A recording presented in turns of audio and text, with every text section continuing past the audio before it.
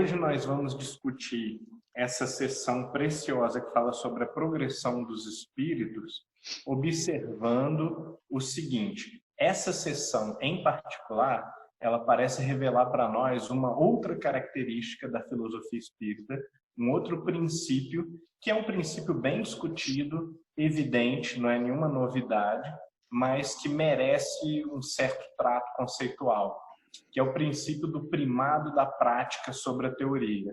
Nós estamos tomando emprestada essa expressão de Kant, que foi depois muito utilizada por vários outros comentadores, seguidores e até adversários de Kant. Vamos explicar o que isso significa e vamos ver por que isso parece ser o caso dessa sessão e, portanto, ser um dos pilares fundamentais da filosofia espírita, por assim dizer, ou do conjunto de ideias que amarra a filosofia espírita. Então, o primado da prática sobre a teoria significa basicamente o seguinte: em primeiro lugar, o reconhecimento de que existe uma diferença entre teoria e prática, entre inteligência e moralidade. Essa percepção é uma percepção universal do espiritismo, é uma percepção também universal da própria cultura da inteligência humana, se a gente puder dizer assim, né, da experiência humana na Terra, e nós estamos muito acostumados a lidar com essa distinção.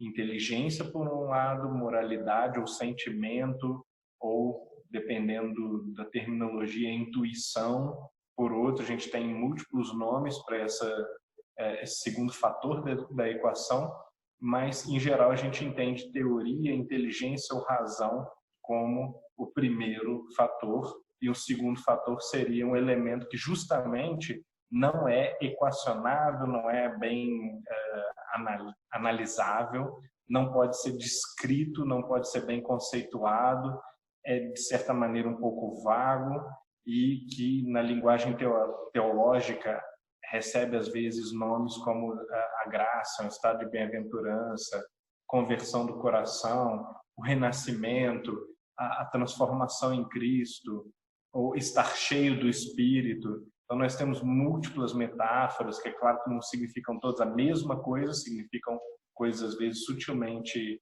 diferentes.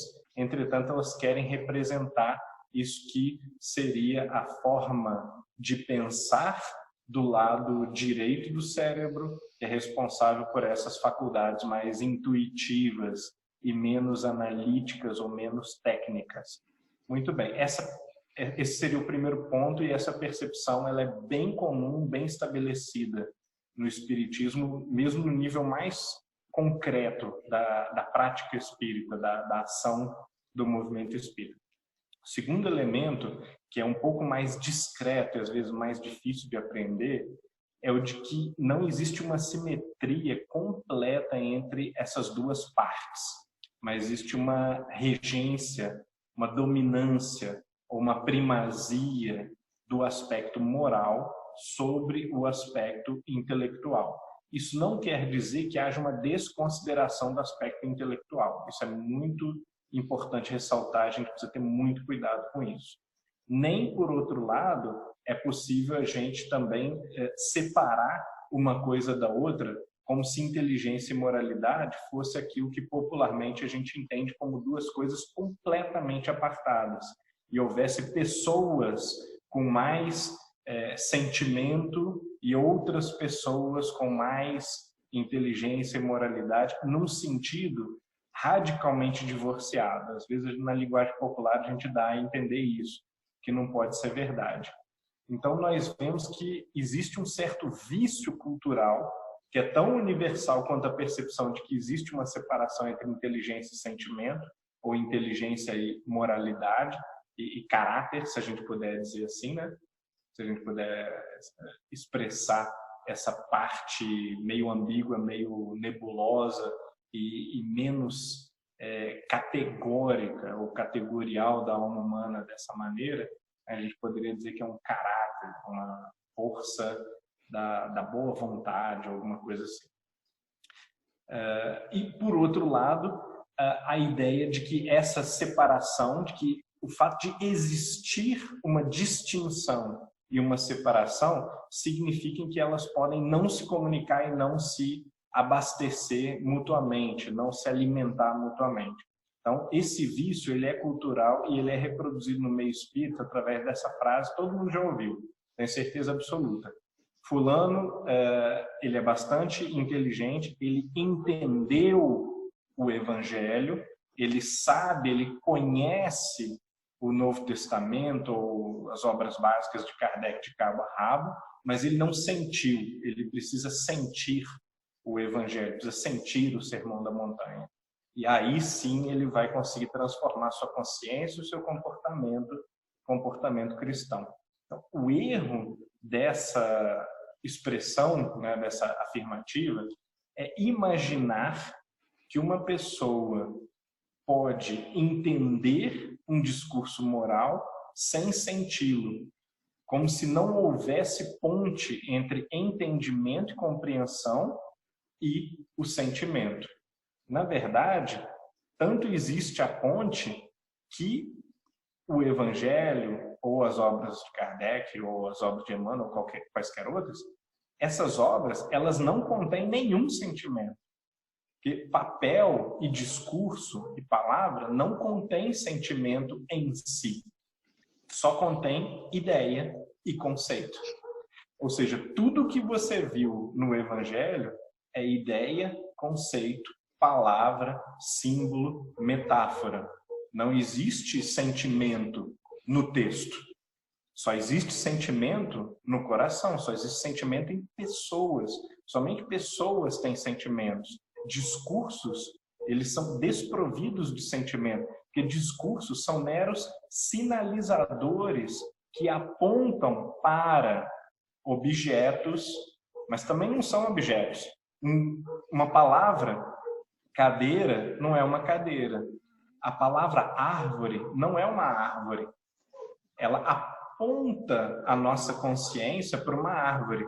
Se o sujeito viveu num apartamento trancado a vida inteira, nunca viu uma árvore de fato, nunca viu um tigre, a palavra, ela remete aquilo de uma forma vaga.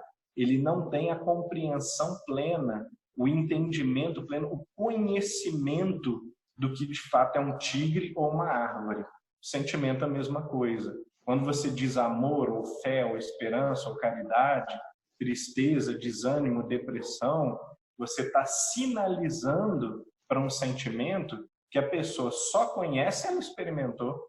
Ela só sabe do que você está falando se ela, mais do que a palavra, conheceu o estado de espírito específico que corresponde àquela palavra.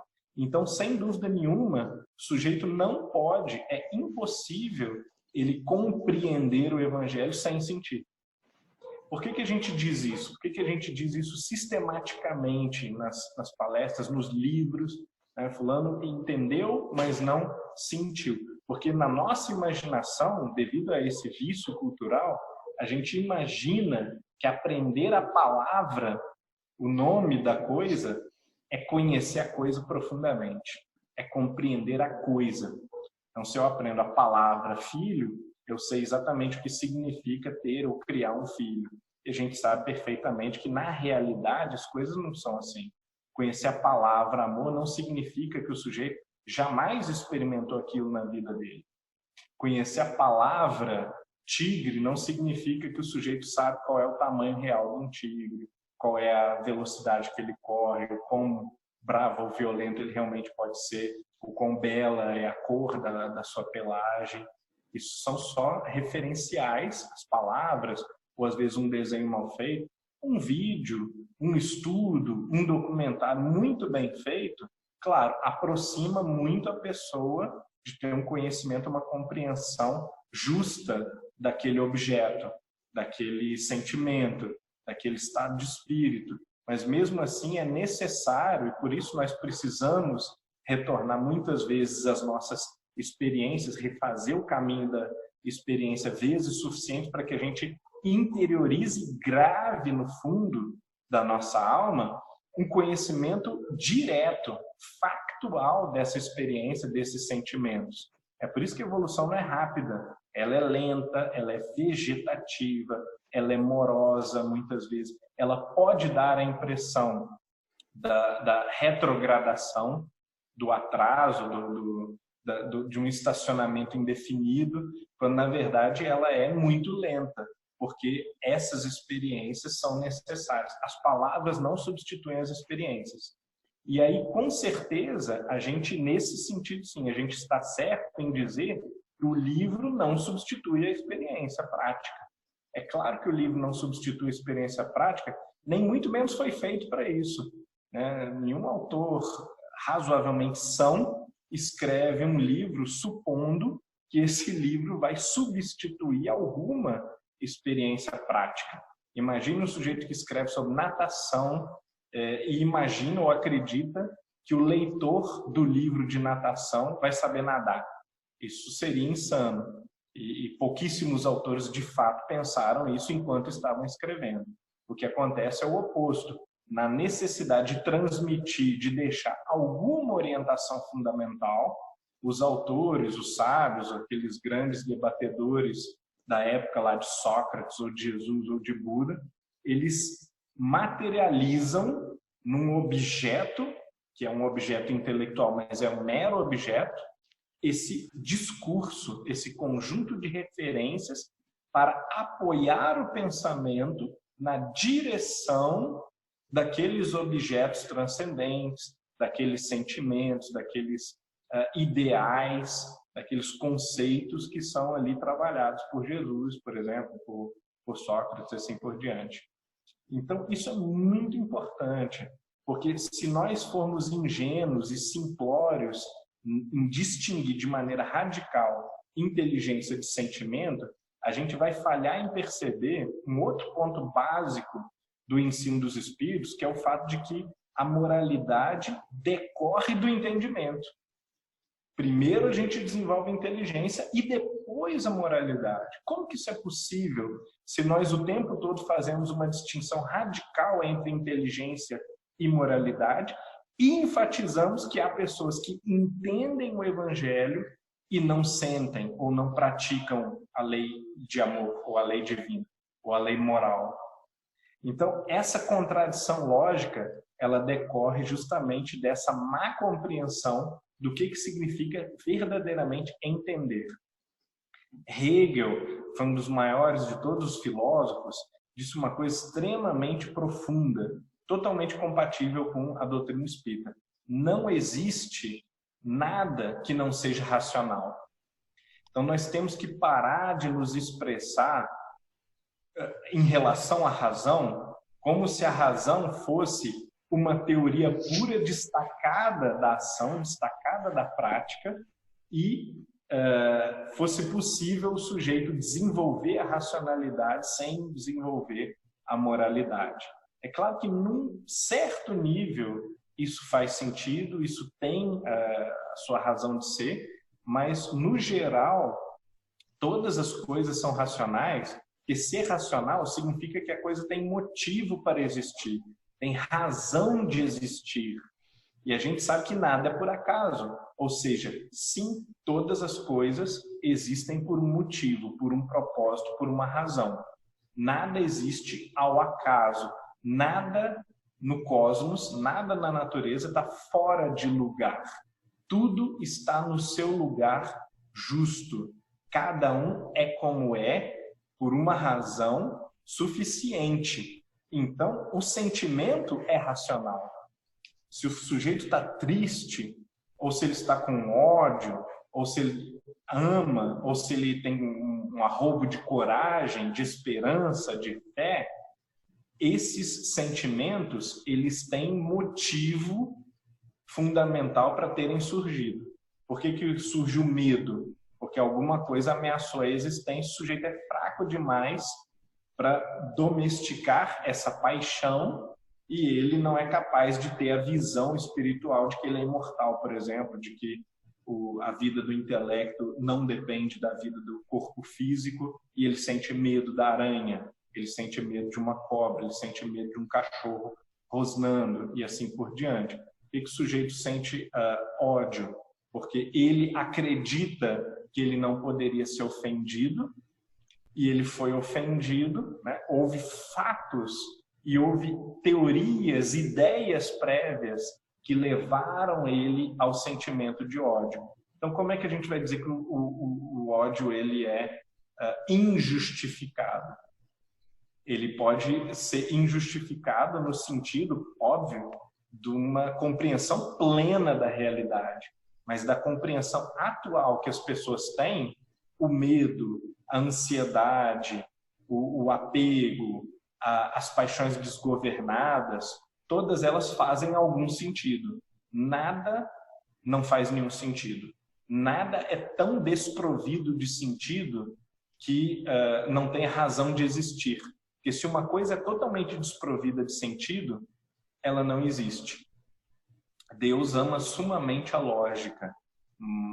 Essa é uma frase de André Luiz, eu não vou me lembrar exatamente agora em qual livro, mas todas as coisas, elas existem por alguma razão suficiente, elas possuem base de sentido, elas estão tramadas ali na estrutura da realidade. Passando um pouco adiante da questão da progressão dos espíritos, depois de dizer que os espíritos progridem por mérito, pelo esforço, que eles nascem simples e ignorantes, Kardec vai desdobrar a questão de novo na 115A, complementando perfeitamente a famosa resposta da 115, que diz que os espíritos são simples e ignorantes. Mas na 115A, então, Kardec vai criar uma analogia com as crianças. E aí os espíritos vão ser afirmativos, vão dizer, sim, é exatamente como se o habitante da Terra, médio, ou seja, o espírito inferior, no geral, ou mediano, ele fosse uma criança, ele tivesse na infância. E como é que as crianças são? Como é que elas se comportam? Elas são extremamente ignorantes, porque elas não vivenciaram, não experimentaram, não absorveram o suficiente da vida para saber se dirigir nela, para entender o que está acontecendo, nem consigo mesmo. Então chora por tudo, fica de birra, fica com raiva, não tem controle das suas emoções, não entende as próprias emoções, porque elas são muito reativas, né? Não entende o que está acontecendo, então está sempre um pouco apreensiva, tentando entender se aquele tom mais alto foi de braveza, foi uma admoestação, foi algum tipo de ataque de fúria, ou foi um riso, foi uma manifestação espontânea, um pouco mais alta, mas que não tem nada a ver com uma punição ou uma tentativa de recriminar o que ela está fazendo. Então, as crianças, elas costumam ser muito apreensivas. É por isso que a gente tem que ser cuidadoso com o que a gente diz, com o que a gente faz, porque elas estão num estado de insegurança correspondente à sua incapacidade de entender o mundo, sua incapacidade de interagir com o mundo. E essa é a condição do ser humano na Terra. Nós tanto não compreendemos nem a nós mesmos, nem aos outros, nem o que está acontecendo ao nosso redor, que nós estamos constantemente ansiosos, constantemente inseguros. Isso pode nos levar à violência, isso pode nos levar a um ensimesmamento, a um fechamento no nosso mundo íntimo, a gente pode se afastar das pessoas, pode levar a uma série de coisas, a um adoecimento, somatização, ou então a relações difíceis, ou então uma exploração do prazer. O sujeito busca o prazer a qualquer custo, porque ele precisa se sentir aceito, amado, querido, se sentir bem de alguma maneira e não sabe se sentir bem através de uma mudança de atitude da consciência. Então ele precisa do prazer corporal, a sexualidade, a droga, a comida, às vezes até a preguiça é uma forma, né? O sujeito fica ali jogado na cama, no sofá o dia inteiro, porque ele está buscando de alguma maneira um conforto, um prazer, uma sensação de segurança que a grande vida no mundo lá fora acabam não trazendo, porque nós não temos maturidade e entendimento para processar o que está acontecendo no mundo, e isso fica muito evidente também agora nas redes sociais e tudo, né? O mundo não é só físico, agora é um mundo também virtual, E essa insegurança que o mundo causa faz com que a gente fique sempre um pouco na defensiva, possa ser agressivo, tentando defender os nossos interesses egoísticos, tentando defender o nosso nome, a nossa reputação, o nosso orgulho. E daí a gente vê os embates, as discussões, as brigas, e que agora também se intensificaram com as redes sociais. Entre essas várias brigas, a briga política, que parece que no Brasil se tornou algo totalmente endêmico, e a troca de agressões, a diminuição do outro, o espezinhamento, o desprezo pela posição política do outro, ou pela posição ideológica do outro, refletem de alguma maneira essa nossa incapacidade de viver, de lidar com o mundo. Ou seja, nós não compreendemos o outro e por isso nós temos medo, ódio, raiva, ansiedade, uma série de coisas. Muito bem, qual que é a alternativa então? A alternativa, infelizmente, ela não é textual. O texto, de novo, ajuda, aponta, encaminha, mas o caminhar é um processo muito lento, que depende das experiências. Isso não é negado por nenhuma boa teoria, e por isso é muito injusto dizer que há um divórcio entre teoria e prática, porque nenhuma boa teoria moral vai dizer que ela, enquanto teoria, é suficiente para resolver a situação da pessoa. Toda teoria moral vai dizer, bom, esses aqui são os conceitos. Se você entendeu profundamente esses conceitos, você vai ver que há uma nobreza intrínseca nas ideias de virtude, de bem, de justiça, etc, etc, etc. Se você não entendeu isso muito bem, você, inclusive, vai terminar o livro e vai dizer, eu acho que isso aqui é uma opinião de Jesus, ou de Paulo, ou de Kant, ou de Platão, seja lá o que for, e aquilo não ressoa minimamente no sujeito.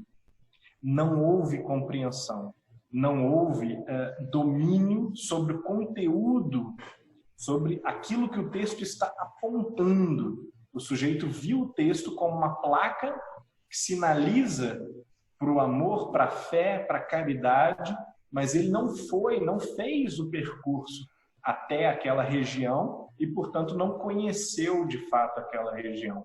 A gente tem que parar de dizer que uma pessoa que memoriza as epístolas, que memoriza o evangelho, ela entende de cristianismo ou do evangelho ou da lei moral. Ela não entende. Ela entende das palavras, da letra morta do evangelho das escrituras. E isso não é sequer entendimento do conteúdo do texto. É injusto dizer que o sujeito entendeu o texto, que ele entende alguma coisa do espiritismo, se ele não sente a urgência de se moralizar. Porque a mensagem do espiritismo, resumidamente, é essa. A moralização é uma urgência. Esse capítulo ele fala exatamente sobre isso, esse tópico sobre o progresso. Os espíritos são iguais, as suas assimetrias se devem unicamente ao esforço que fizeram. Então, há uma lei de mérito e de responsabilidade regrando as diferenças, tanto intelectuais quanto morais, entre os espíritos. E aqueles que estão estacionados estão também por mérito, por demérito, aliás, próprio, por mau uso da sua responsabilidade, do seu livre-arbítrio, ou, às vezes, por menos tempo suficiente para experimentar, né? Quer dizer, são crianças de uma série mais atrasada, mas aqui estão todas convivendo juntas. Mas o que é interessante observar, deixa eu lembrar aqui qual questão que trata disso especificamente. 122 e 127. E também a 121, 122, 127. Vou mostrar o seguinte, os espíritos não necessariamente eles escolhem o mal. Há espíritos que podem escolher o bem desde o começo, ou o que é normal, os 95 ou 99% das vezes, os espíritos eles escolhem um pouco bem e um pouco mal e ficam ali reticentes ou duvidosos e inseguros entre a fileira do mal e a fileira do bem e ficam numa zona cinzenta. Então, raros espíritos são aqueles que desde o começo eles escolhem o bem ou escolhem o mal. A gente também não tem certeza de como isso se processa a longo prazo. Mas as questões, elas dão um pouco a entender o seguinte: mesmo os espíritos que escolhem o bem, ou que são neutros, que não são aqueles que abraçaram o mal e que se esbaldaram no mal, eles estão na mesma classe. Então é muito interessante a metáfora da criança, que apareceu ali no começo, na 116, né? Que vai mostrar para a gente que as crianças mais boazinhas e as de pior comportamento, elas estão ali convivendo, e quem já entrou numa dessas salas de pré-escolar vê o seguinte: a criança mais quietinha, que não está envolvida nas pirraças piores, não está provocando ninguém, ela é babada, ela é cuspida, as crianças jogam meleca nela, batem nela, xingam, colocam apelido, fazem bullying. Ou seja, aquelas crianças que a gente poderia dizer são um pouco melhores do que a média, ou pelo menos melhores do que as más, elas sofrem os efeitos das crianças revoltadas da mesma maneira que as outras crianças igualmente revoltadas. Claro que, num certo sentido, há uma gradação, porque as crianças mais rebeldes vão brigar entre si, por exemplo, a coisa piora um pouco. Mas as crianças mais quietinhas, elas vão sofrer os efeitos negativos de uma classe que tem muitas crianças fazendo bagunça ao mesmo tempo. Assim é a Terra. E a gente não pode entender que absolutamente tudo o que nos acontece nos estava endereçado. Tem coisas que decorrem do fato da gente estar dentro de uma sala de pré-primário, né, de pré-escolar. Se você está numa sala de pré-escolar, claro que as coisas graves, elas têm que ser calculadas pela justiça divina, elas nos estão endereçadas. Mas aquela média do ambiente barulhento, pouco irritante, com algumas crianças que te dão uma cuspida de vez em quando, ou que xingam você, ou que te batem de vez em quando, sem nenhum motivo, te colocam um apelido maldoso, na média, esses acontecimentos, eles não são calculados.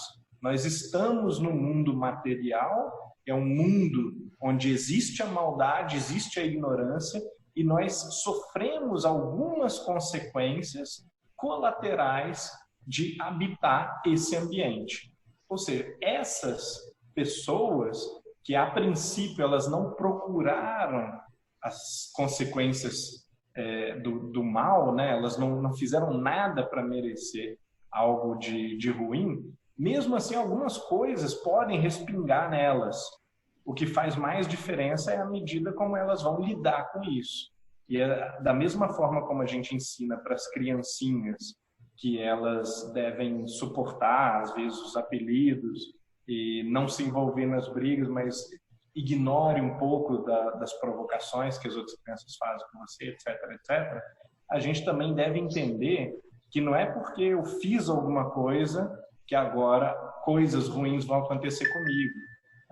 O conceito de prova, inclusive, de ser testado, ele inclui o fato de que nem tudo é expiação, nem tudo é retorno no mundo e na vida. Algumas coisas são dificuldades, obstáculos teste, obstáculos e dificuldades que estão ali, que fazem parte do nosso ambiente, para que a gente teste as nossas forças.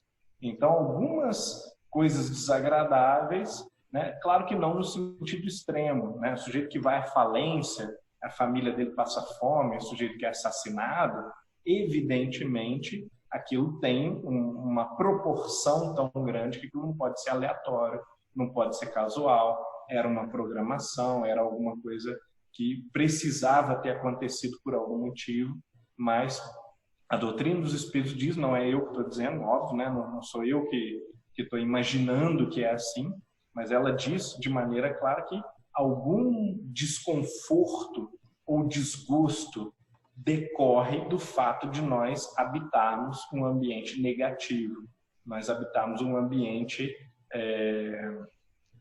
digamos assim, primitivo, não necessariamente negativo, mas primitivo, onde as dificuldades, os arranhões, os desconfortos, eles inclusive nos instigam ao uso da inteligência. A gente precisa desenvolver métodos para lidar com essas dificuldades, métodos morais, resistências interiores, diálogo, política, direito, lei, tecnologia. Tudo isso vai minorar a nossa situação, evidentemente, e nós só desenvolvemos a inteligência assim, fazendo o teste das nossas forças. Outra questão interessante sobre o primado da prática sobre a teoria é o seguinte: quando a gente é criança, bem pequena, a gente não sabe praticamente nada. A gente sente muito e a gente age muito. Quer dizer, o ser humano, primariamente, ele é muito mais um ser de ação do que um ser de entendimento. Entendimento vem depois. O animal não entende quase nada e age o tempo todo. E está, às vezes, ali frenético e buscando alguma coisa.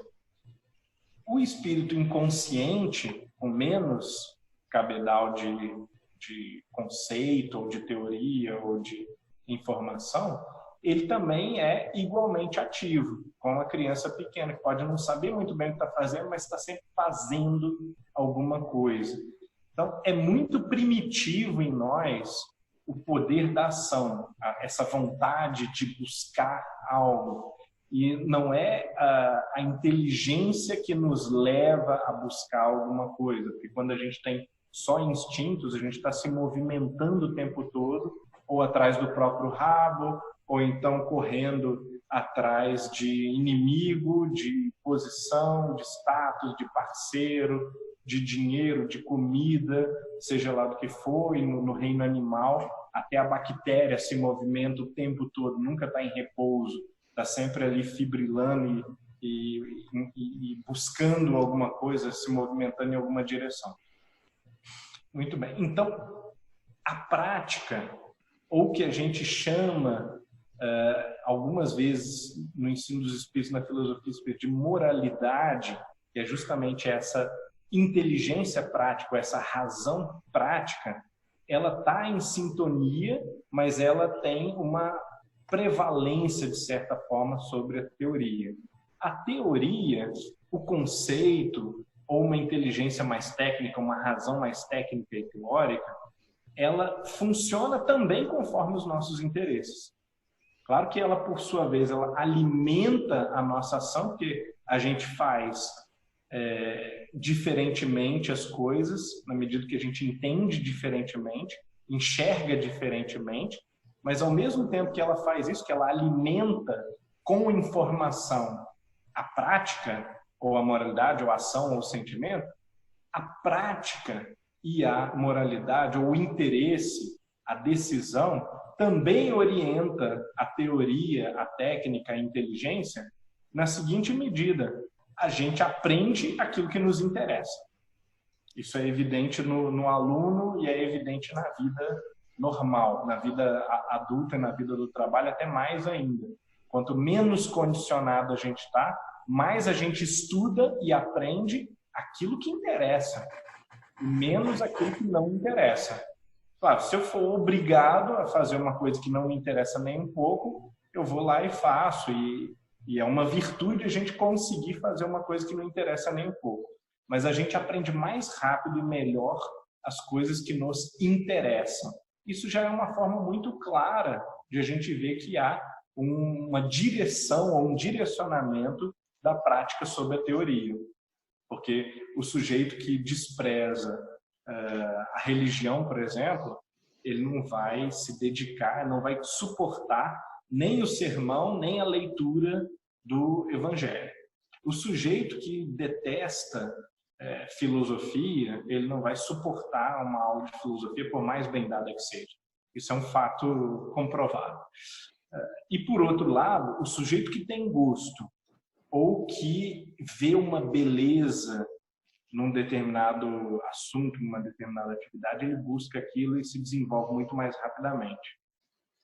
Existe um autor chamado Ian McGilchrist, que escreveu um livro fantástico chamado The Master and His Emissary, que é o mestre e o seu emissário. esse sujeito ele criou uma teoria de predominância do lado direito do cérebro sobre o lado esquerdo do cérebro. Exatamente por essas razões aqui que eu estou expondo. O que ele diz? Nós, quando nós somos animais, nós queremos comida, nós queremos copular, nós queremos descansar e economizar energia. Então, nós vamos criando métodos e recursos para fazer exatamente isso. Ou seja, primeiro eu tenho interesse, depois eu crio uma técnica, um artifício, um procedimento ou uma teoria para alcançar aqueles meus interesses. Claro que sempre tem a via de mão dupla, nunca é uma mão única. Qual que é a mão que retorna? É você mudar os seus interesses porque você observou uma coisa e você diz, o que eu pensei não era bem assim, é melhor eu não fazer mais isso, porque isso vai contra os meus interesses, inclusive. Então, no nível muito primitivo, o interesse rege o pensamento. Não é o pensamento que rege o interesse. O pensamento esclarece o interesse sobre aquilo que justamente satisfaz o interesse. E aí, depois de estar esclarecido, a razão prática ou a parte moral da razão, ela calcula qual é o melhor caminho para a gente alcançar esse interesse. Esse cálculo, muitas vezes, é o que a gente chama de teoria. Quando o sujeito escreve um livro moral, quando ele redige o evangelho, lá, foi isso que Jesus disse. Aquilo não é primariamente teoria moral. Aquilo é primariamente interesse moral motivado por um sujeito que entendeu, viveu, experimentou, sentiu a moral de Jesus, motivado por um interesse caridoso de preservar aquilo para que todos venham a saber de como foi aquilo, como aconteceu, qual é o argumento, qual é a imagem, qual é a figura que Jesus criou naquela circunstância, e a partir daí ele redige o texto, montando as ideias e as palavras e os conceitos segundo essa intenção autoral, segundo aquilo que ele quer dizer, quer comunicar, e quer comunicar porque crê que é bom, quer comunicar porque tem interesse em comunicar, porque está tocado pela mensagem o suficiente para gastar o tempo dele comunicando aquilo. Então, não é que haja também uma via de mão única, de novo, e uma total prevalência de um lado sobre o outro. É uma via de mão dupla, existe uma simetria, como naquela bela metáfora das asas, né? A inteligência e a moralidade são as duas asas do espírito. Pois bem, sem uma das asas você não voa. Então, para começar, a gente sabe que tem que valorizar as duas asas. Uma asa só não serve para nada. Em segundo lugar, tem que existir uma simetria entre as asas, senão você também fica desbalanceado, também não voa. Mas se você tiver uma asa assim e a outra assim, você não consegue sustentação no ar, não voa. Então, como que deve ser? Deve haver uma simetria e uma harmonia entre inteligência e moralidade, ou teoria e prática, razão teórica e razão moral ou razão prática. Mas, na vida, simetria não existe rigorosamente. Muitíssimo poucas coisas, geralmente coisas só artificiais, são perfeitamente simétricas. Se a gente olha para uma folha, qualquer que seja, a gente vai ver que por mais simétrica que a folha seja, existe um lado que é minimamente maior que o outro. E, em geral, as folhas crescem a partir de uma ordem que é um pouco espiralada, ou então na haste uma cresce um pouquinho antes da outra, um pouquinho mais do que a outra. Então, a simetria dos opostos, a simetria na dualidade, ela é uma ordem de equilíbrio, mas ela também respeita uma ordem de desenvolvimento, de sucessão, de desdobramento da realidade, e as coisas na realidade nunca começam duas ao mesmo tempo. Elas começam uma mais do que a outra, ou elas têm a dominância sobre a outra. Então, assim como uma folha de couve ou as marcas de um tigre são simétricas, mas existe um lado que é o lado dominante, que é sempre maior um pouco. O nosso corpo tem um lado que é maior, para uns é o esquerdo, para outros é o lado direito, e assim tudo na vida. Tudo é levemente assimétrico, mesmo dentro da simetria, seguindo uma ordem mais espiralada do que uma ordem espelhada. Da mesma maneira, a ideia de um primado da prática sobre a teoria não significa uma desimportância da teoria, muito pelo contrário. E nem que a prática domina e rege o tempo todo a teoria. Existe o oposto também. Existem momentos em que a compreensão, né, o entendimento, a racionalização da situação que vai facilitar o desenvolvimento e a mudança, a alteração da moralidade da prática. Isso acontece o tempo todo e tem que ser assim. Se não for assim, você só tem uma asa e uma asa só não voa. Então, dentro da importância do equilíbrio entre o simétrico e o dominante, tem que existir essa relativa troca de posições aqui e ali, para que aquilo que não é dominante não seja apagado e desconsiderado. Ok, eu estou um pouco platônico hoje, estou teorizando talvez demais, mas voltando para o texto, é importante que esse tópico sobre a progressão praticamente não fala da progressão intelectual. No ponto fundamental do ensino dos espíritos, só se fala de bem e mal praticamente. Quase não se fala de entendimento, de inteligência, de teoria, de progresso intelectual. Que a gente sabe por outras partes, por outros princípios do ensino dos espíritos, que são fundamentais. É preciso, é necessário e é impossível, inclusive, desenvolver esta moralidade, o princípio do bem, sem o desenvolvimento da inteligência, da compreensão, do entendimento. Então, por que a progressão é pautada unicamente pelo tema da moralidade do bem? Nós podemos imaginar que tem a ver com essa primazia, ou esse primado da prática sobre a teoria. Eu queria também falar de Leon Denis. Eu acho que eu vou falar, vou gastar meio minuto falando isso. Leon Denis, ele, principalmente no Problema do Ser e do Destino, que é a sua obra mais filosófica, ele é um autor bastante filosófico, mas O Ser e o Destino é o livro que é eminentemente filosófico de Denis, porque outros tratam, às vezes, de outros temas, tem que priorizar outros temas, como, por exemplo, no Invisível.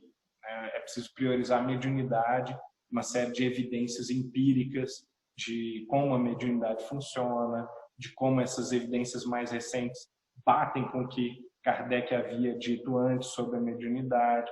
Então, em alguns livros, O Grande Enigma é um livro um pouco místico, que trata de uma visão quase estética, poética de Deus.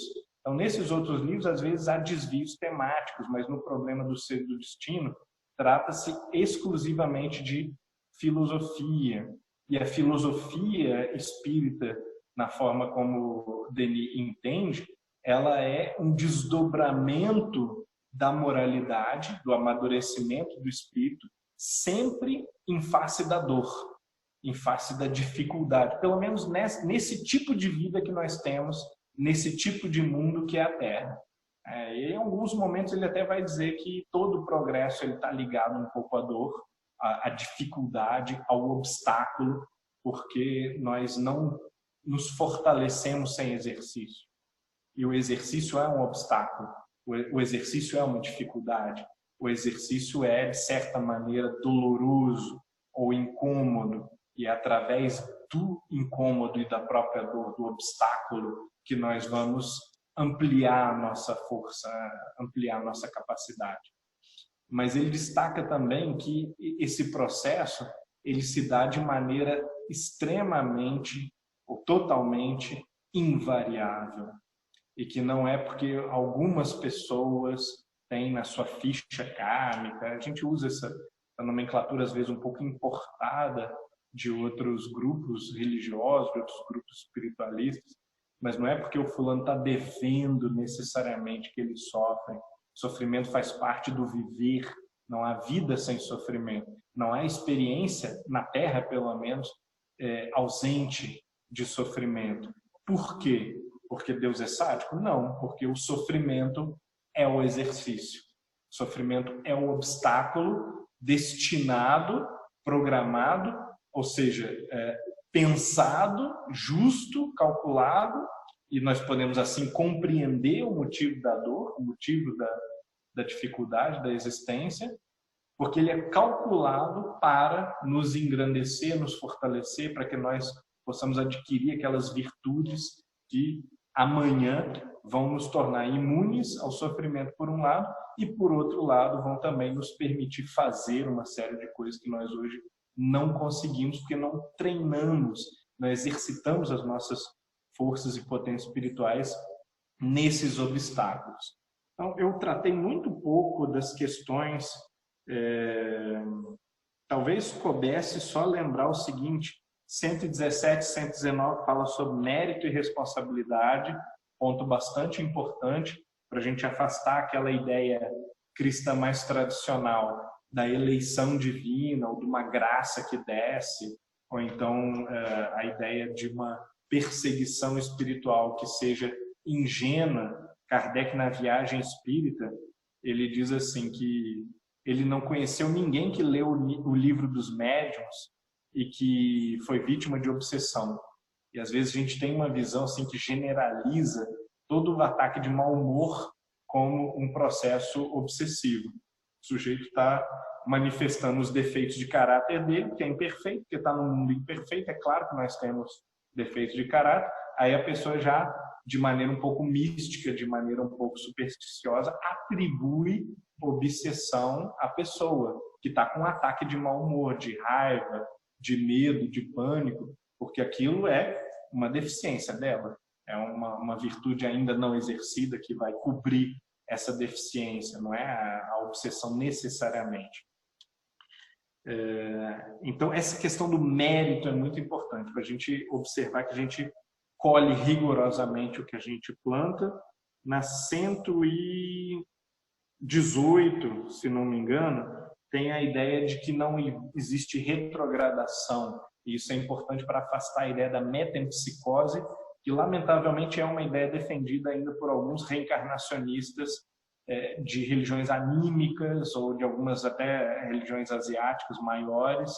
E a ideia da metempsicose, ela é injustificável diante da ideia de progressão. Por isso que aqui ela é esconjurada ou afastada dentro do tópico que trata da progressão. Se há progressão, se a cada experiência, se a cada aprendizado, o espírito ele não pode ser despojado dessa experiência, desse aprendizado, então uma encarnação num mosquito, num rato, ou mesmo num cachorro, que é um animal um pouquinho superior, seria uma encarnação, na melhor das hipóteses, inútil. E na pior das hipóteses, uma crueldade tremenda, uma injustiça tremenda da parte de Deus, que é inadmissível. O resto eu vou deixar mesmo para comentar semana que vem.